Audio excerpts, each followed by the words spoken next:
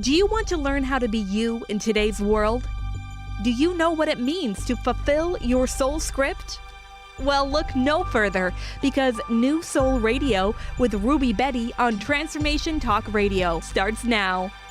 Follow host Ruby Bedi as she explores original, powerful, and revolutionary concepts that will ignite an infinite fire within each of you. This hit show provides profound wisdom alongside radically simple techniques that collapse time, allowing instantaneous personal transformation. Awaken your potential and master your destiny on New Soul Radio. Wow, everyone. I am so thrilled to have Ruby Bedi joining us here today. This is her show. This is New Soul Radio. I'm Dr. Pat. I get to hang out and spend this very special time with her and all of you, whether it's on Facebook Live right now or whether you're listening through one of our many, many, many affiliates. Today's show is so very important. You know, today we're going to be talking about what does it mean to recalibrate to the cosmic consciousness. And Ruby's going to take us on a journey with not only what does this mean, but, you know, in the work she's done, whether it's the laws of creation, the speed of time, all of that, you know, what we're looking at is the message that's coming forth in the new soul and the new soul journey. Today, I'm so thrilled to have her back on air and why Recalibrate is so important in all of our lives right now. Right now. Ruby, it's great to have you here. It's great to be back with you. Thank you, Pat. I have to thank you first for including me in your world. You know, I think it's the most beautiful platform you've created. And I see how you are always sprinkling these new ideas and just throwing seeds everywhere. So when I think of your show and you, I think of spring and harvest at the same time. So it's just brilliant. Thank you so much for inviting people and allowing people to tell their stories and share their wisdom. Wow. So thank you. Recalibration is, I think, the thing to do for these days. It's the story of life. So if we go back to our lives, to our world ages ago, how did we grow up? We grew up we were told stories. We were told stories about life, about people. Our ethics came from there. Our morality came from there. We were introduced to this big power, which is God, if you were in a religious household. And that God controlled everything. So there was punishment, there was rewards, so you had to be good, and you were being watched at all times. So one may say that God was the frontier. And that was the yearning to reach God, to connect to God. And we had fear, but yet we wanted to be there. But at the same time, I think that we as Earthians all felt that we could probably never be that because it was so beyond. And especially if you think of God in a personal way, like a bearded man or some wise old mother sitting in there's some address in heaven or whatever. So, then the Earthians get scared, you know, because we'll probably never be there because we carry so many emotions, including guilt, shame, jealousy, envy, love, you know, all of that. So we could never reach there. So I think the gap between where we were and what we were expected to be was far too much for us. And we've grown up in that world. And if now you can imagine being in a big house or a big space, even an auditorium, say, with many people with different beliefs, but everybody's scared of some God, but their own, whatever. So there is fear of that. And now being confined to this one space. So we all grew up on Earth, confined to a belief system, even though they were different. So what I learned earlier on and what I've experienced that with these belief systems, it's hard to get out of that house or that dome, or you somehow get trapped into it. So we become a prisoner of our own beliefs and our own minds. So we've basically had very egocentric lives. So I'm so and so, daughter of so and so, this is what I have. The rest of the world is out there. It's not me. Then we've got these, which is the individual consciousness, which really helps, but also it's got the downside where you are isolated. You're collectively isolated, you're cosmically isolated. Yeah. Yeah, and then we've got the collective consciousness. At some time you learn that, oh, all the people are you because religion teaches us, and or maybe at science, So there's similarities. So you try and include and try and be the we, but the belief system doesn't break. So I would say that we have been in this prison, which is the mind cell, and how do we break out of that to actually be free? And what is our next frontier? So I would say our next frontier, immediate frontier, is the cosmos. And at this time, with science, what it's doing, and was what mystics have always said, I think we've got a perfect combination to all those energies and frequencies have manifested now. So it's no longer just the we, the people. It is we, the cosmic, so that level of intelligence is already manifested. So I have taken it upon myself. It's a self-appointed job, if you may say, to help people access that cosmic consciousness. So that's the only time. So imagine living without beliefs, having very fluid, flexible system, mindset, which is not so hard. You're curious, you're exploring. And as a mystic, maybe I experienced that myself. And that's where it's not too much of a difference between a scientist and a mystic. No, there's both. not. Yeah. But I love what you said, and I want to just make sure that folks understand what we're talking about. When we talk about recalibrate, and to hear you speak about it so beautifully, as a mystic, as someone that is out in the world, that is consciously connecting and recalibrating to various energies, it's fascinating to see you and me here today. Two people that perhaps if we were to look at our friends, they would be asking us, what are you doing?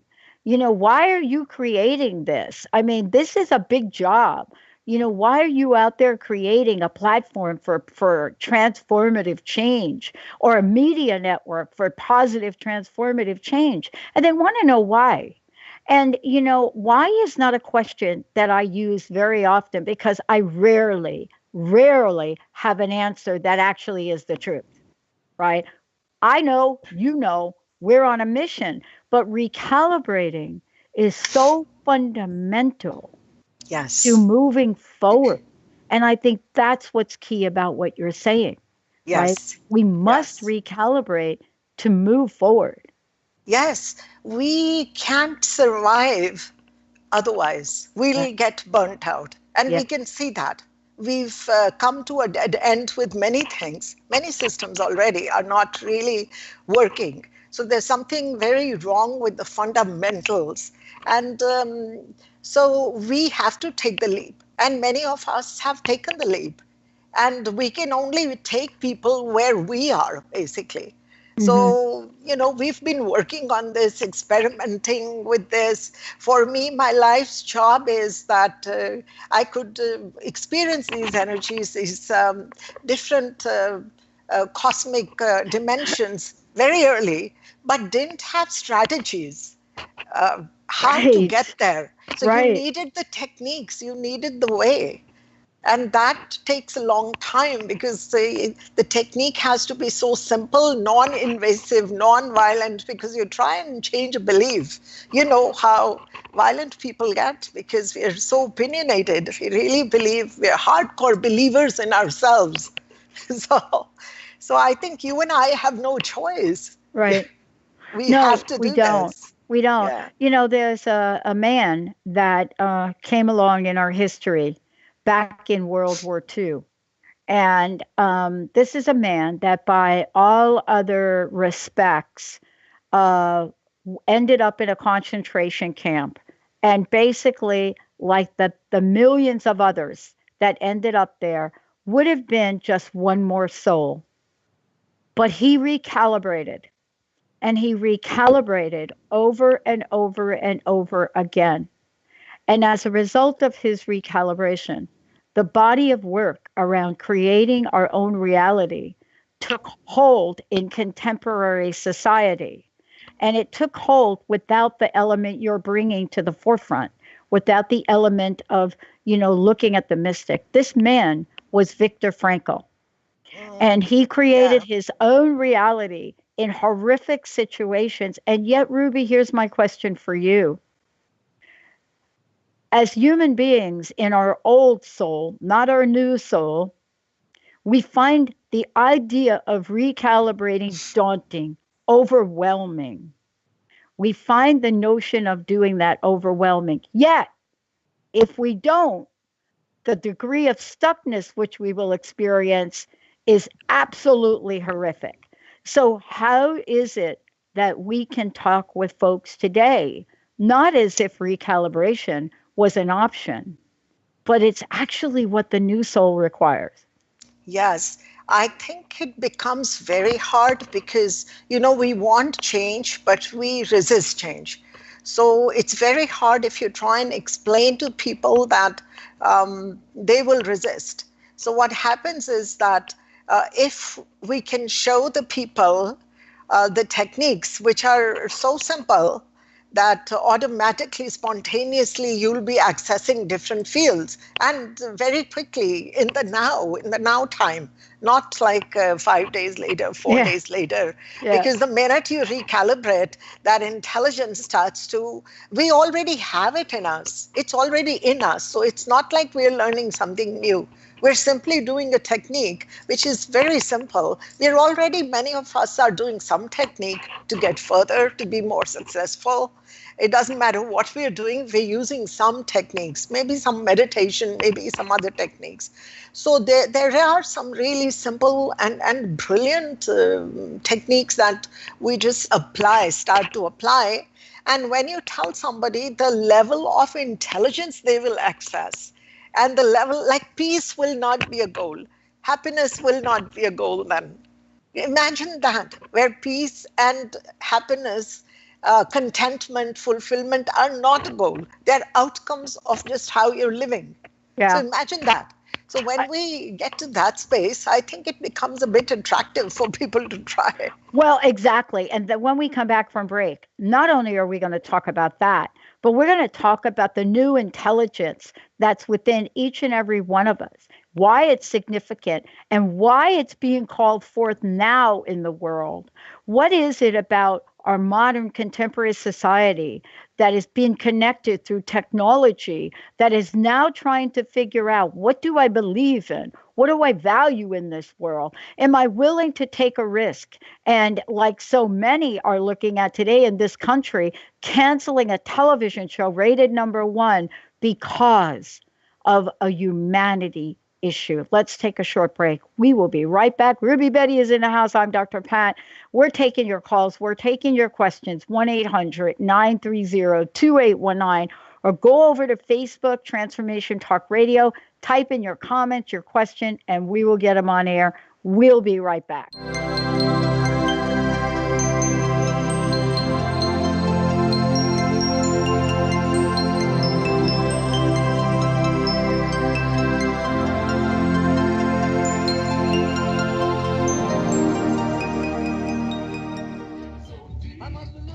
Hey, everybody, welcome back. I am so thrilled to have all of you tune us in, turn us on, and join us on Facebook. And I'm Dr. Pat. I'm the host of the Dr. Pat Show. But today I get to sit in a actually witnessing seat to introduce all of you to New Soul Radio. Ruby Bedi joining me here today. How to be you in today's world.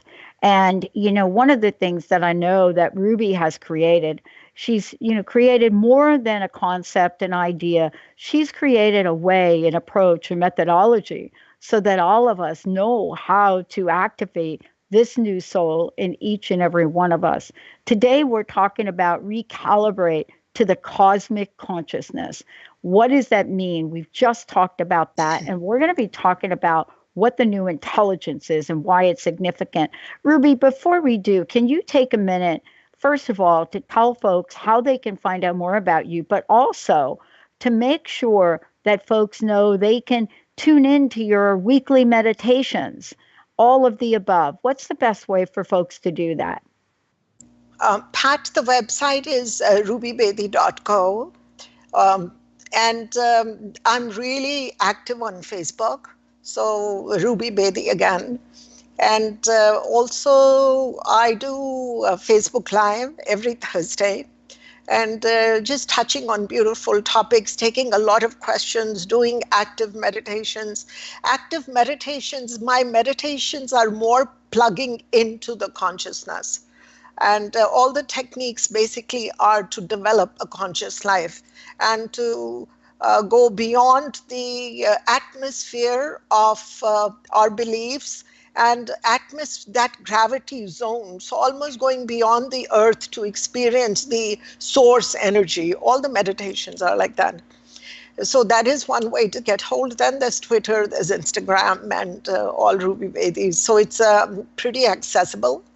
And my greatest interest lies in not just information, because we've known for a long time about the cosmos, and we've been talking about it using these words.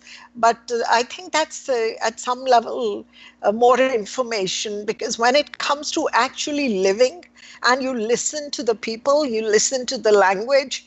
And this is the biggest difference. You can tell by the language the person's using as to where they're located, what their address is. So it's really interesting, because people use big words, because we all have access through Google and YouTube. And we have all of that. But it takes it's not life's work, but it's made very easy in these times. And the nice part about this intelligence is, since it's already manifested, we don't have to work 12 years. We don't have to perfect it in any way. So if you have manifested it consciously, your language will convert or recalibrate the other people. Just your language being in that presence will recalibrate too. So it's the fastest way. And what we were doing it took so long in this, with the new speed of time, we are just very quickly adapting to it. Yeah. So the difference in intelligence is not just night and day. It's beyond years. It's beyond even our comprehension.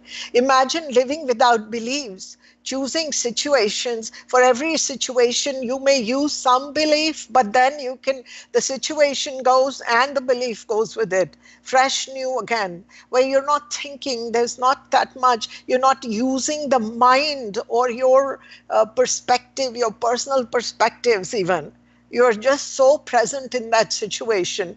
And it's a non-thinking mind, almost like a non-mind living state, because the intelligence is far greater and it's governing everything right now. Like if you look at the birds, the crows, the bees, the tree, the mango, the fruit, it doesn't matter what it is. How do they communicate? They're just doing their own thing. Everything is doing their own thing. So imagine that level of intelligence where there's a knowingness, and that communication comes, it's a very silent also communication that comes from knowingness. We are not noisy about it. We are not telling people what to do, but in that presence, things get done. So it's hard to describe in words. We can describe what is, but what is not manifested is really hard to describe at times. But it's with the short 2-minute experience, people can know the difference, the type of energy they have. Because we usually have very tired energies. When we think of our body, how tired, we'll start to complain, or we don't have that focused source. So what happens is, when we're trying to manifest something in life, we actually seem to lose out or get abort our intentions very quickly because we don't have the focused energy to accomplish that. Yes. So it's become really hard for us to do that. Yeah. So I'm talking about a very strong, focused life, focused energy, very conscious. You're not blowing your horn because we don't have the egocentric behavior patterns in that. You and I are communicating because we are co-creators. We want to create something. So we are jiving, we're in that swing. So imagine that, a river flowing, many things flowing with it.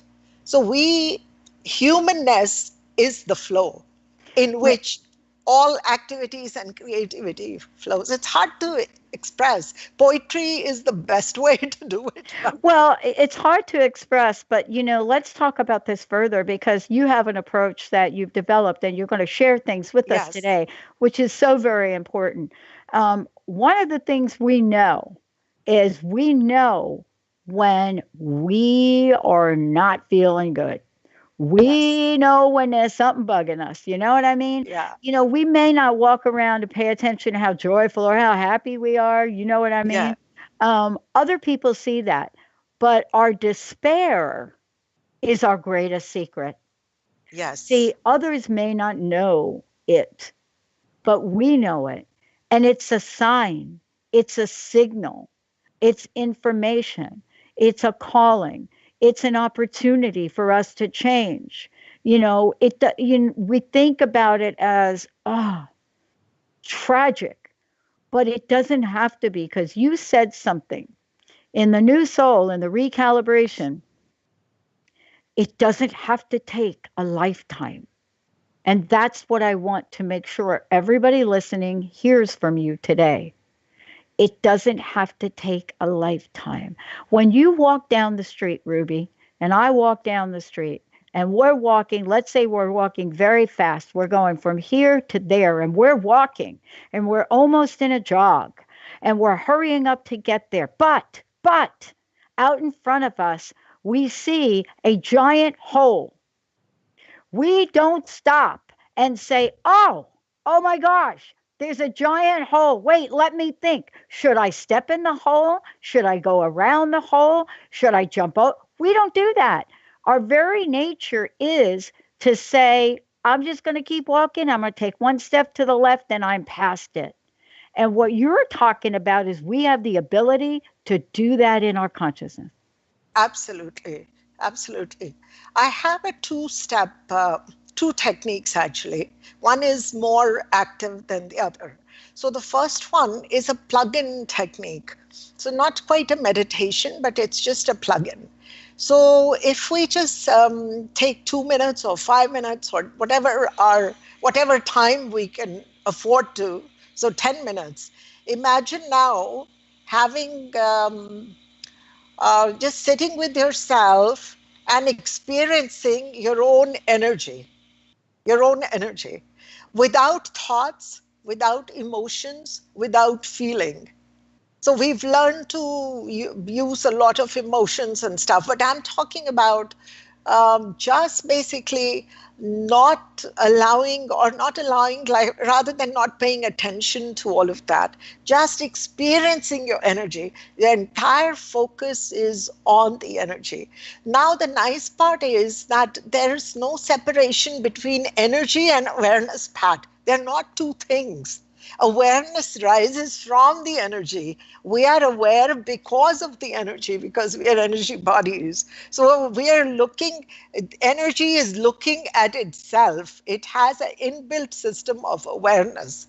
So they're not two things. So when we start to, the energy, the awareness energy is emitting, and we're using that awareness to go back into the source field, into the energy, without thinking, without emotions, without feeling, without noticing the breath, without noticing even the pulse. Now just plug in. What that does is 5 minutes or 2 minutes, like within a second or few seconds, you'll feel that there's this blast of energy building this huge magnetic field that's building. So you start to feel full of that energy because you've now absolutely entered the your own energy field, your own source field. So this is a plug-in experience which actually we have to keep repeating, maybe 5 minutes or 20 minutes. What this does is it cancels all that burden stresses and all the belief systems. So now you have greatest energy source. Within the energy source is the new mind, the new ideas, new inspiration. We're accessing a different level of energy, because when energy refines itself, it becomes conscious of itself more and more, the outcome of which is higher intelligence, higher intuition, higher awareness. So all of that is built in. So it's a one-step program of plug-in. So when people hear me, they say, oh, how do we do that? So I would just suggest try it for a minute. Just try it. And don't allow the thoughts, emotions, and feelings to come. Now, as we built it within 15 days or 5 days or 1 month, whatever, this field gets bigger. All of a sudden, everything else is that you don't need, that is redundant and burdened, is scratching away. It's deleting itself. It's an automatic deletion, and it's an automatic addition or growing of this new field, the source field, and which actually we say is the cosmic force, because it doesn't have a local mind. It doesn't have a personal mind. And that level of intelligence is to die for, I think. It's really, really brilliant. So the first step is the plug-in technique. Was I clear in that, or should I? Yeah, we have to talk about this, because when we're looking at making a change, Ruby, here's the thing, and I talked about this earlier this week. We have people in our popularity, right? Football players, sports, Olympic champions, people that are doing things at an amazing rate. They are recalibrating at an invisible, unconscious level 24/7. They don't talk about it. You just see them. Everybody asks them, what do you think about that ball you threw? And then they give you some answer. Yeah. But the reality is, when they let go of that ball, that football, that baseball, that basketball, whatever the thing is, that last shot that won the game, they are not stopping and thinking, well, wait a minute, Ruby. Yeah, Do you think I'm recalibrating right here? Do you think, do I have the right recalibration? Wait a minute. I don't know if I do. Should I take the shot or not? That's what we're talking about, that we can incorporate 24/7, everything we do every day of our life, right? Yes. What is it about a mother that has a child, a little baby that she's watching on? All of a sudden, she's in the kitchen and takes her eye off the child for a minute, but feels something, knows something, is in the moment of something. And all of a sudden turns around and she looks and she's watching her child perhaps do something that is not exactly safe. See, we have it. Yes, we have it. What are we going to do to use it? Yeah. How do we become conscious of it? Yeah. Yeah. Yeah, definitely. And what do we do to get away from the fear? Yeah. What do we do to get away from the fear, the doubt, the anxiety, and get back to our core new soul center that is divine and perfect and complete? Yes, yes. There is we can't run away from our own minds. How do you leave your mind behind? So when people take holidays and they say, I'm so burnt out, I have to get away. Well, you're taking your mind with you. You're not getting away. So, and wherever you go, your mind will prompt the same thoughts, the same voices. Voices come from belief systems. That's all. The voices are all those belief systems that are constantly, it's years of programming, hypnosis, social hypnosis, that we keep repeating patterns. And so my second technique that goes hand in hand with this is exactly what you were just mentioning about these football players and all. Yeah. It's about goals. So I made it so simple, so simple. Now, if we were to set goals, if we don't have a bigger goal, fine. I'm not even asking people to have a larger goal, a larger vision. Never mind that. Our actually frontier is unlimited. We're always I just call the cosmos our immediate frontier because Yeah. it'll help us all. But Yeah. it could be anything, right? Yeah. So Yeah. larger goal is all, humanity is all moving towards that. I feel that in order, we have taken this life only to move forward, Pat, only to move forward, because humans are conscious species. We're the only conscious species that we know of right now. And we, in order to get to that best of our potentiality, we take human lives, we create humanness. And this humanness is the vehicle of transformation, of moving forward. So, coming to goals, we all have goals. Mother has goals, a child has goals. It doesn't matter what religion you are, we all have goals. So, how simple would it be if we had simple goals and we are here today? And now, whether they're health goals, whether they're learning goals, education goals, financial goals, social goals, whatever those goals are, we know we are here. We create steps. I want to be there. So I've got the goal. I've got in black and white. It's really tangible. Goal is something, has to be measurable, has to be tangible, has to be in black and white. You should be able to see it at any given time where you are on that journey. And there's a measure of it. So our goals shouldn't be intangible. Not I want happiness, not I want peace, not. It has to be something very basic. Now we start to achieve and accomplish these goals. How are we going to do it? We're going to do it with learning. Learning is very important. So we have to keep learning. We have to keep educating ourselves. So if I want healthy options, my health goal, I would want to maybe go on the YouTube, listen to nutritionists, listen to people how they run, or what is the latest science on this. So I have to keep learning. So curiosity basically is my way. Then I'm going to explore that and experiment it. Once I've experimented, I'm going to apply it more and more. Now this increases my self-knowledge. And that's what I'm after. I'm going to now apply the knowledge. As I learn, I will start to teach. My knowledge gets bigger. So the goals are very simple. It's a journey of learning and teaching and Yeah. accomplishing and achieving. Yeah. And it doesn't matter whether it's a money goal or whether it's other goals. Keep the goals achievable, different from your emotions. Do not attach them to emotions. You do things because you are born to do things. You create things because that is your nature to create things. So if we got to the bare naked, just bones, as simple like that, simple. 1 week of this, people will feel light and they will start to experience a mind, or I mean thoughts or level of intuition that they may not have accessed before. And there's a lightness about. And now imagine 1 week after, 1 week after, 1 week after.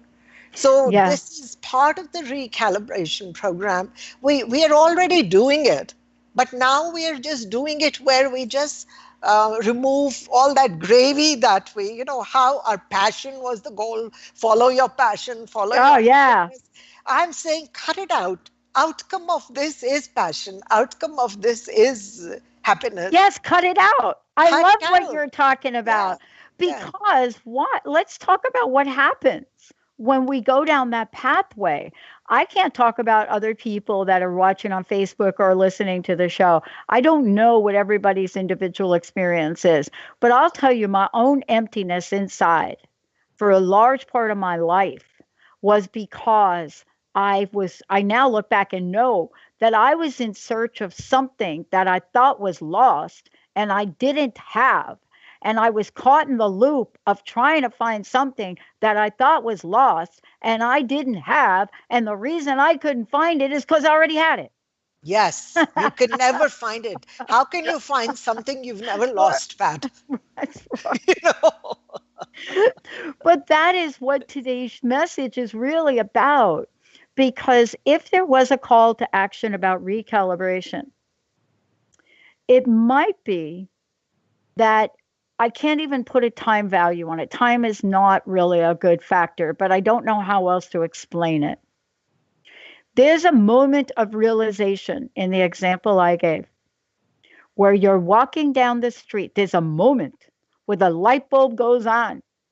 And somehow you are beelining it from where you were to where you want to go. You are like, boom. But there's a moment of realization where something happens somehow.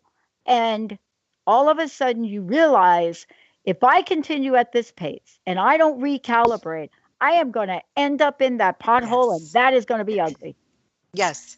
We So know I it. would say people who are right now have severe stress or any stress, distress, anxiety, panic. These are all signs that we are too crowded. There's Yeah. a lot of noise. The earth has become crowded with opinions and belief systems. We Oh, have lots of room, space on the earth, but it's very tight right now. So we are almost going to destroy and create inner fights and outer fights and a lot of violence because we are clashing. So you're absolutely right. Somewhere along, if we have these symptoms, we know that we need to do something. And one thing I actually, as you were speaking, I just thought of about this pothole. Many people reach this pothole and they see that they think that God created it, if you're religious minded. And we all have some kind of religion in us. It doesn't yeah, matter yeah, yeah. what we believe. Yeah, we We do. We are, have an idea. yeah. So Hmm. a lot of us people believe it's destiny or it's God. And another thing I want to say, can we keep God out of the equation when we're setting goals, please? Because it doesn't work. Because if the door says God, open, closed, it doesn't matter. I'm going to leave it to God to make it happen. I'm saying let's remove that nameplate of God from all the doors and the windows.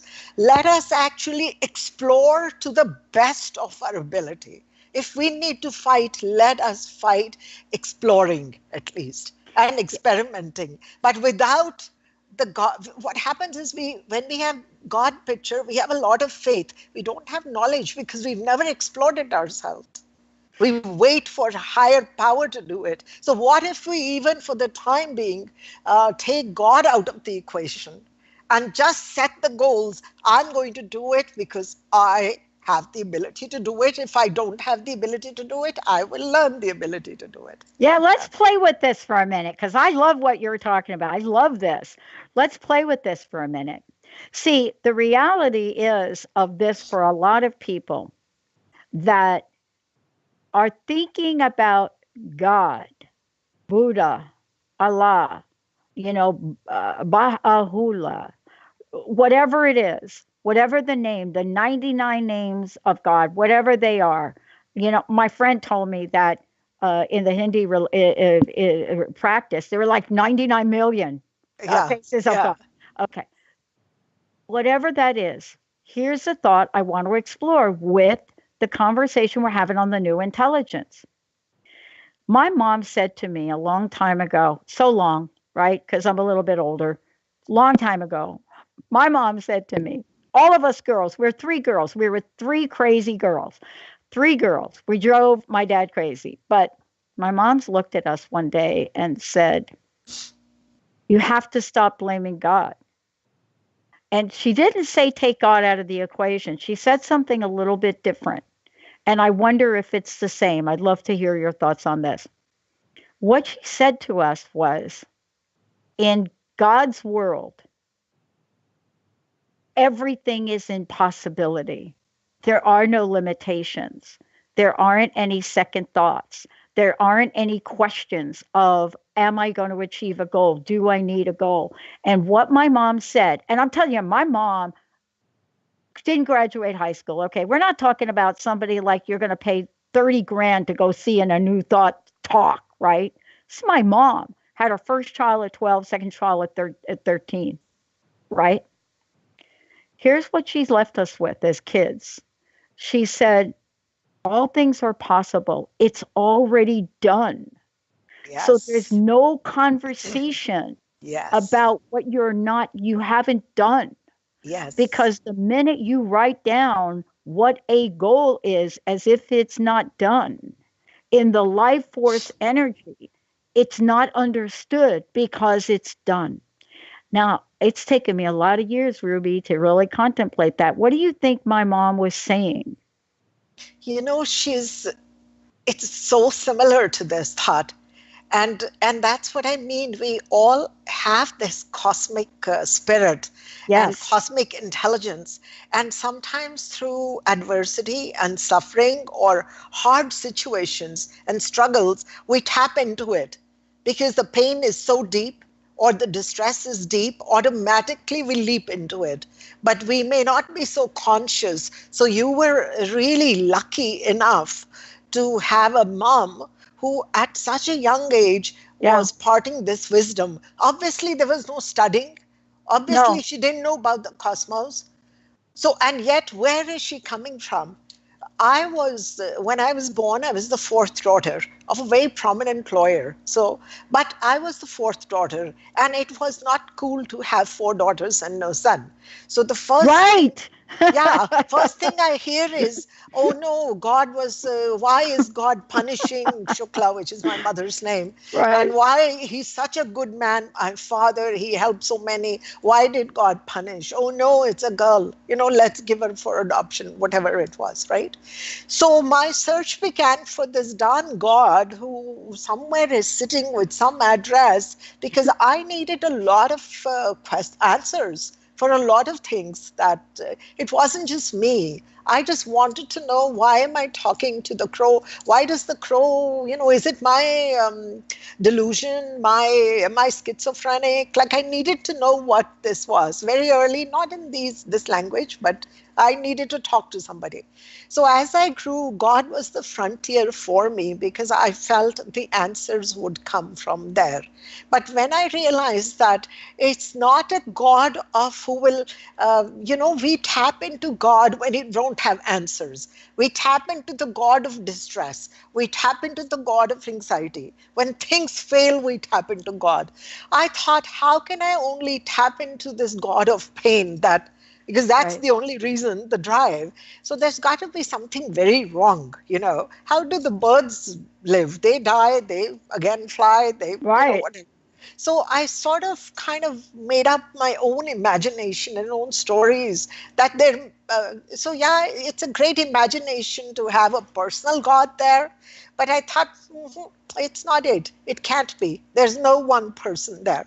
It's My mom, just nature. It's yeah, just nature. exactly. My Yeah. mom would say, and she didn't have the words of the quantum physicist, right?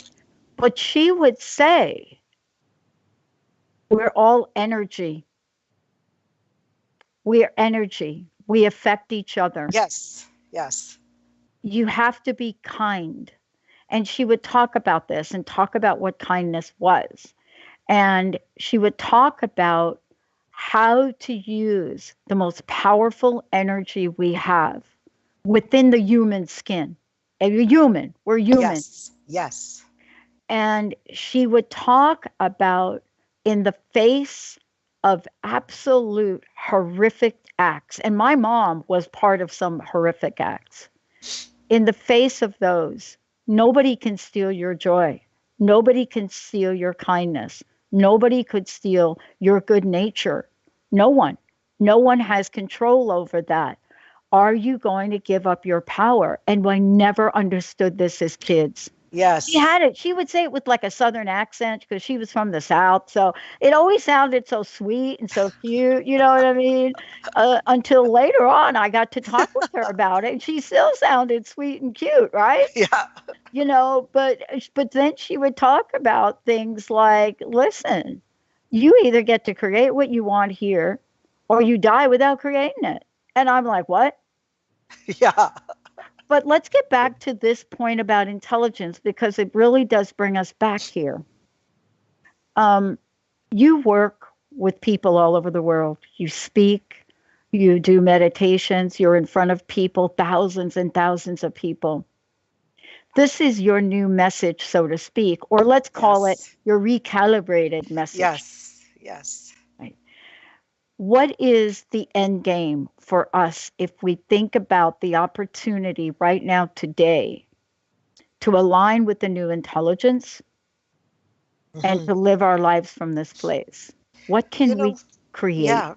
Till I would say almost early last year or mid last year, a lot of things that I was hearing were band-aid treatments. So, you are trapped, you are imprisoned, you look for ways to make your life comfortable. So I heard people using a lot of, whether it's the law of attraction, whether it's other modalities, whether methodologies, a lot of that, but trying to fix a bit of your life, trying to make yourself a bit happy. Then if you noticed how happiness became a big goal, we were chasing happiness. We were before that chasing peace. So side by side, peace and happiness kind of go together. But this year, I'm actually finding that people are distressed. And I've never seen so many men with anxiety attacks as I'm seeing now. In the corporate world, everywhere else, there's actually men and people who are saying, I have panic attacks. Yeah, I've not seen that because we've become stifled. We can't breathe anymore. There's no more oxygen of new thought and new mind here. So we are trapped. These are the signs. And this is happening all over, all spheres, everywhere. So children are having panic attacks, kids are having, so these are all signs that we need to move on. Now, I have seen, whether it's India, it's very traditional culture, yet very modern. A lot of people will keep doing what they're doing, but they won't talk about what they're doing. They're not transparent enough, because they're not bold enough yet, because the society is still that hypnosis, social hypnosis, that you cannot do this, or it's not allowed, or you will be boycotted, or something like that, right? So people are doing their own thing, not saying they're doing it, which is another trap, because it doesn't make them free. It gives them slightly schizophrenic lives, because they're hiding their big secrets. So I think right now I'm actually seeing that people want a way out. And they want a natural way out. They don't want a fight while going out. They don't want to leave their families. They don't want to abort what they're doing. They don't want to go to the Himalayas. They don't want to go to boonies to meditate like with gurus like that. They want to live their lives as they are, but in with the highest potential, because they've become aware that there are a lot of smarts available, because there's a lot of intelligent people already recalibrated. And whether they're scientists, whether they are in different fields, they're showing us that this is all possible. So I think I would say that it's a turning point already. It's a giant wave. People want something new. They are ready to break down. They're at the cusp of the breakdown anyways. So it's not, it's just stepping into a new thought. And they just didn't know where to step into. You don't know how to change it, because we've been fixing little things, small things. We don't know how to create a radical shift, how to radically recalibrate. So, and we've been doing it with thinking and emotions, right? But I'm saying cut out the emotions, cut out that faith part, and just be on your own. Explore the world and do the best you can. Try it for a month, try it for a week and see what happens. It's brilliant strategy. Yeah, I want to thank you for today. I cannot believe that this hour has gone by so quickly. It It's has like, gone oh by my gosh, already. what the heck? We're done. We're almost done. We got about 2 minutes left. Oh my God, I'm But not even done. I know, but we did talk about a lot, and you're gonna be Yes, coming yes, back. You're Ruby, by the way, absolutely. as a regular. So, Ruby, this is just the beginning, and we're talking about Recalibrate. I want to ask you this question. First of all, how can people find out more? For the Facebook folks, you've been getting information throughout the show. For the rest of you, let's give out a website. Tell people how they can watch your meditations, and then also lots coming in future shows. Yes. Please tell folks, and thank you so much. Thanks. So it's rubybedi.co and Facebook. And I'm actually coming with a one-day workshop, which will be the 5 tenets, the 5 commandments or declarations. So that'll give them a personal experience with techniques of what the transformation I'm talking about. I like stuff that's radical and fast and simple. because it doesn't it doesn't create another burden on our lives. So I feel the strategies are very simple. And I really want to end with Rumi's words, who I love so much, that why be imprisoned when the door is open? And Yeah. whether it is that prison is a mindset, whether it is the earth, whatever our limitations are, the door is open. And cosmos is the immediate frontier for many of Earthians. Let's move ahead. Just let's move. Yeah, I love it. Thank you, Ruby Bedi, everybody. I'm Okay. Dr. Pat. And again, please tune in to Ruby's meditation. She'll be back next month. I can't wait to hear about the workshop you're offering. I think that's going to be Yes. incredible. And this is an invitation for everybody. So I want to be clear about this, Ruby. This is not a selective invitation. What you're talking about is available to everyone, and you are the teacher. You are the one guiding folks to this new soul journey. Thank you so much. Thank you, Pat. Thank you. All right, everybody, we're going to take a short break. We're not done. And I'll tell you, Ruby's not done. We're going to take a short break. We'll be right back. You've been listening to New Soul Radio, How to Be You in Today's World, with host Ruby Bedi. Thank you, and we hope you join us next month on Transformation Talk Radio as Ruby explores new rules for new souls and the ability to fulfill individual soul scripts and master one's destiny. For more information on Ruby Bedi and her work, or to listen to past shows, visit her website at rubybedi.co. That's rubybedi.co.